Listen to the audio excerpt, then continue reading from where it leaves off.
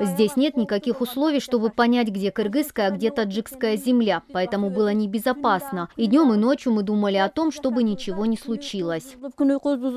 Новость о том, что Кыргызстан и Таджикистан полностью завершили процесс делимитации госграницы, Мавлюда Сариева восприняла с радостью. Жительница села Кёкташ вместе с дочкой много лет не чувствовали себя в безопасности, боялись приграничных инцидентов.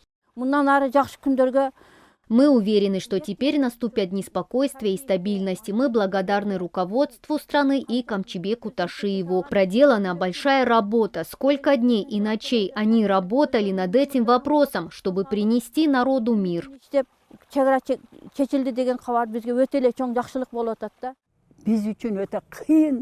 Наше село – самый сложный приграничный участок. Начиная с 1993 года между нами и таджиками были постоянные конфликты.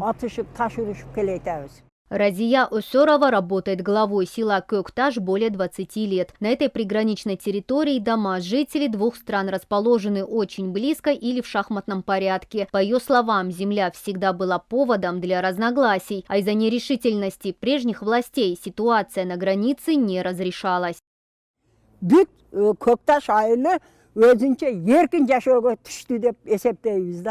Теперь у нас не будет домов в шахматном порядке. Мы уверены, что теперь жители нашего села вздохнут свободно. Граждане Таджикистана переедут в другую местность. Здесь будут жить только наши граждане.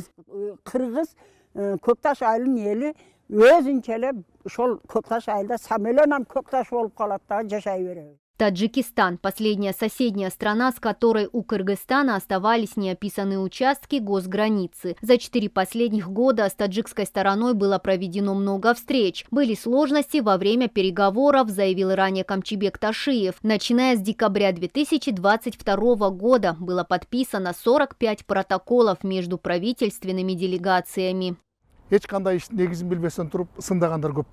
Решить этот вопрос было непростым делом. Еще труднее было взять полную ответственность за решение вопроса. Была проделана хорошая работа. Комитеты Джогорку-Кенеша уже одобрили это соглашение. Дальше будет сессия. Нужно решить этот вопрос до конца. Если вопрос госграницы не будет решен окончательно, у государства не будет стабильности. Если мы что-то и отдали, то взамен получили. Это все решалось по обоюдному согласию двух сторон.